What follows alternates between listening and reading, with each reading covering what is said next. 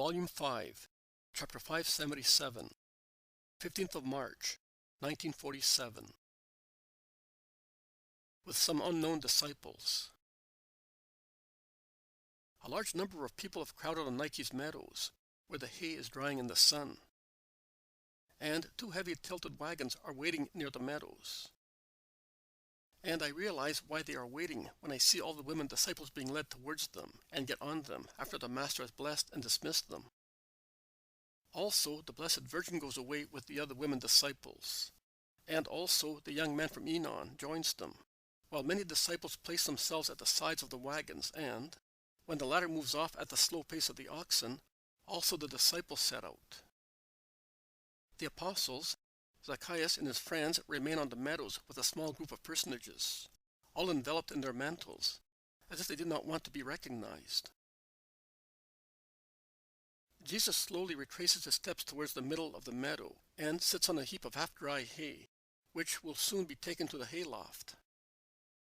He is engrossed in thought, and everybody respects his concentration, remaining in three different groups, a little aside from him and from one another. The meditation is prolonged, and so is the wait.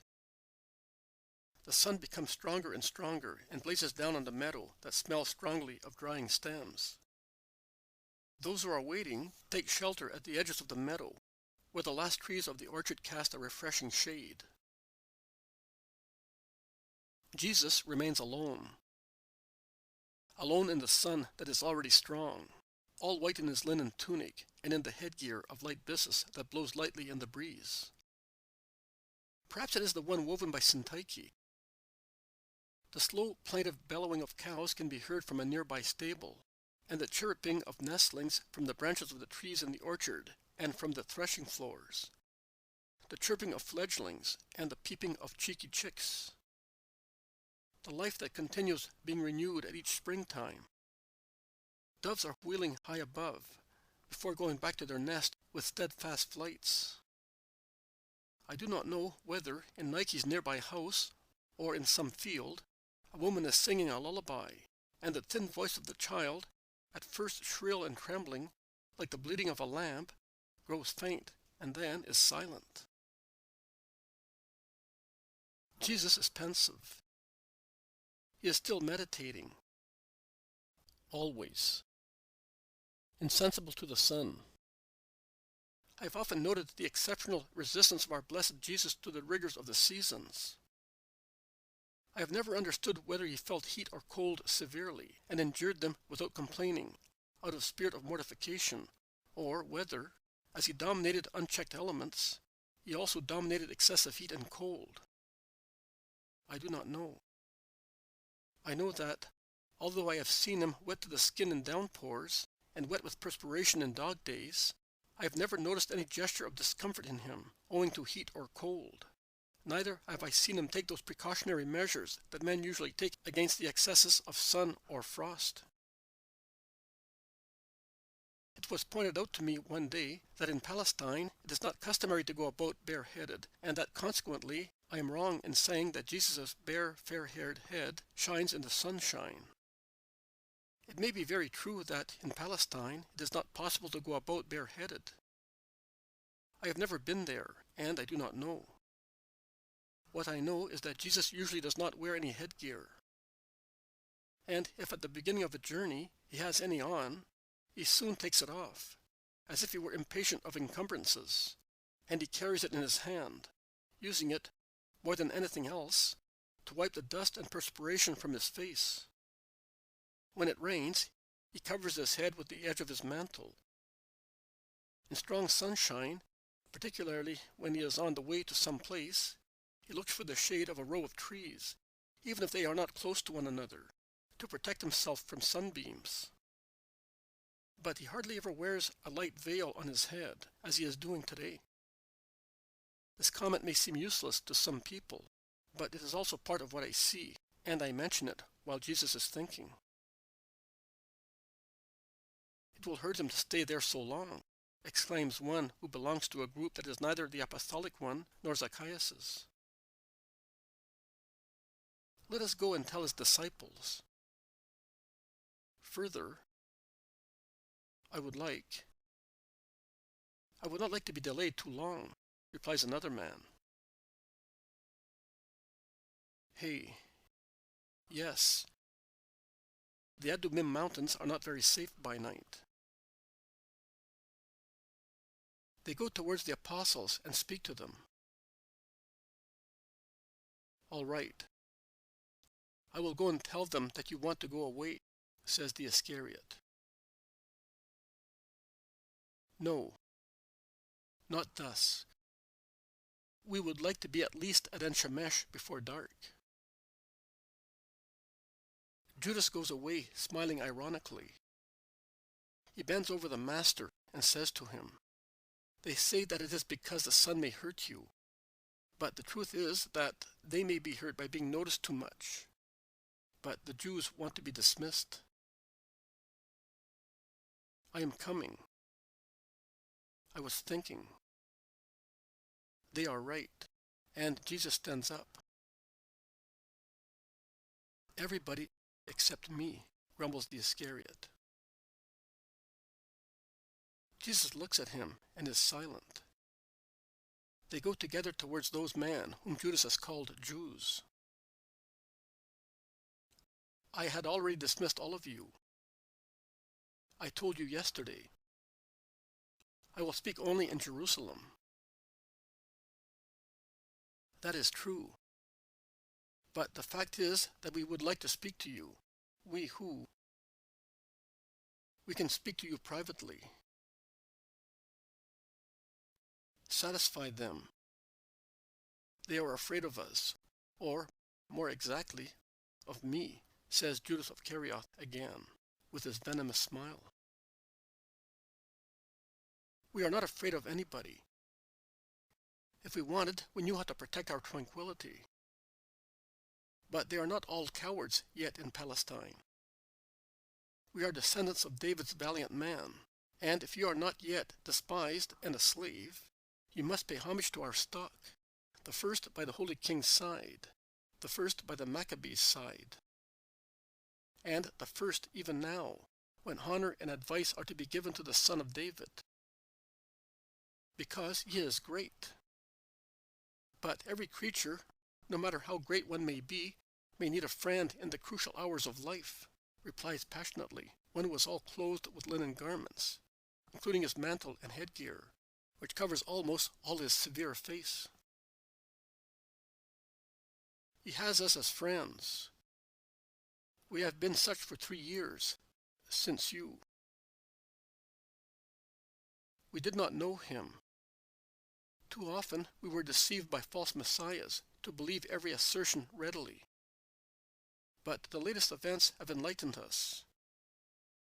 His deeds are the deeds of God, and we say that he is the Son of God. And do you think that he is in need of you? As the Son of God, no. But as the man, yes. He has come to be the man. And the man always needs man, his brothers. In any case, why are you afraid? Why do you not want us to speak? Tell us." "Me? Speak. You may speak. People listen more to sinners than to just men." "Judas, I thought that such words should feel like fire on your lips. How dare you judge when your master does not judge? It is written, 'If your sins were like scarlet, they shall become as white as snow, and if they were as red as crimson, they shall be as white as wool.' But you are not aware that among these—" "Be silent. Let them speak." "Lord, we know. The charge against you is ready. They accuse you of violating the law and the Sabbaths, of loving the people of Samaria more than us, of defending publicans and prostitutes, of having recourse to Beelzebub and to other evil powers, of black magic, of hating the temple and wanting to destroy it, of—" "That is enough. Anybody can make charges, but it is more difficult to prove the charge. But among them, there are those who support it. Do you think that they are just in there? I shall reply to you with the words of Job, who is a figure of the patient man, who I am. Far from me the thought of considering all of you just. But I will maintain my innocence until the end. I will not give up my justification which I have begun, because my conscience does not reproach me for anything in all my life. Now, all Israel can testify, because I will not justify myself with words that also a liar can speak. All Israel can testify that I have always taught people to respect the law, nay, even more, that I perfected obedience to the law, and the Sabbath have not been profaned by me. What do you want to say? Speak up. You made a gesture, and then you stopped. Speak up. One of the mysterious little groups says, Lord, at the last session of the Sanhedrin, they read a denunciation against you. It came from Samaria, from Ephraim, where you were, and it stated that it had been proved that you had violated the Sabbath several times, and I reply to you once again with Job. And what is the hope of the hypocrite if he steals out of avarice, and God does not free his soul? This wretch, who shows one face and has a different heart, and wants to commit the great robbery out of envy of my welfare, is already on the road to hell, and it will be of no use for him to have money, and hope for honors, and dream to ascend where I did not want to go, in order not to betray the holy decree. Shall we busy ourselves with him, but to pray for him? But the Sanhedrin has derided you, saying, Here is the Samaritan's love for him. They accuse him to ingratiate themselves with us. Are you sure that it was a Samaritan hand that wrote those words? No. But Samaria was severe with you during the past days, because the messengers of the Sanhedrin subverted and roused the people with false advice, exciting foolish hopes that I had to demolish. In any case, it is said of Ephraim and of Judah, and it can be said of every place, because inconstant is the heart of man, who forgets favors and yields to threats. Your goodness is like the morning mist, like dew that disappears in the morning. But that does not prove that they, the Samaritans, are the accusers of the innocent. A wrong love made them furious against me, but it is love that is delirious. Which other proof proves the charge of preference for the Samaritans? You are accused of loving them so much that you always say, Listen, Israel, instead of saying, Listen, Judah, and that you cannot reproach Judah. Really? Is it there that the wisdom of the rabbis gets lost? Am I not the branch of justice sprouted from David, and through which, as Jeremiah says, Judah will be saved? The prophet foresees that Judah, above all Judah, will then need salvation. And this branch, says the prophet again, will be called the Lord, our just one, because, says the Lord, David shall never lack a male descendant to sit on the throne of the house of Israel. So, what? Has the prophet made a mistake? Was he drunk? With what? Certainly with penance and nothing else. Because no one can maintain that Jeremiah was a guzzler in order to accuse me. And yet, he says that the branch of David will save Judah and sit on the throne of Israel. So one should say that the enlightened prophet sees that Israel, rather than Judah, will be elected, that the king will go to Israel, and that it will be a grace if Judah receives only salvation. So will it be called the kingdom of Israel? No. It will be called the kingdom of Christ, of him who joins the scattered parts and rebuilds in the Lord, after having, according to the other prophet, in a month. What am I saying, in a month? In less than 1 day, judged and condemned the 3 false shepherds, and closed my soul to them, because their souls remained closed to me. And although they desired me in figure, they did not love me in nature.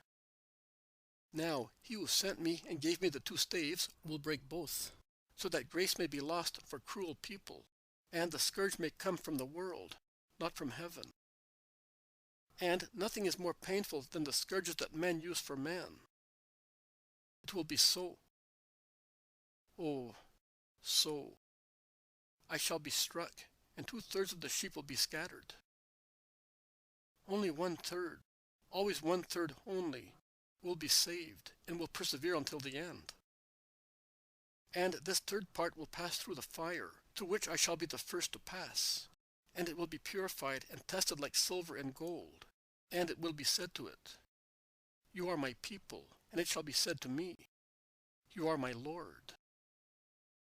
And there will be who weighs the 30 shekels, the price of the dreadful deed, the foul wages.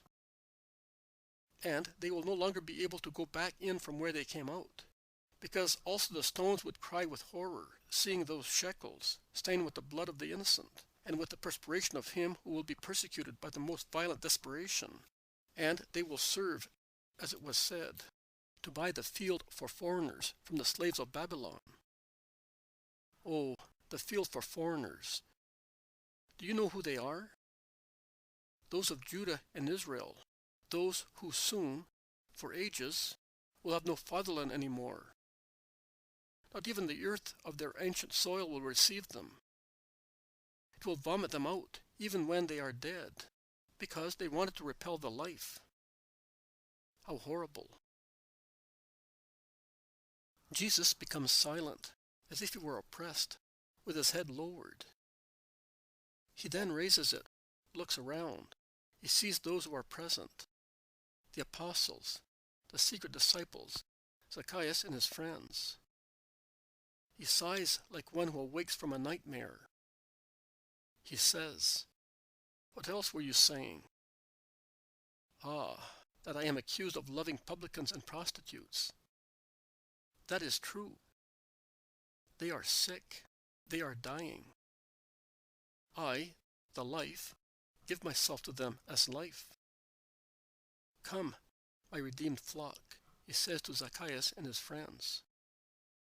"Come and listen to my order.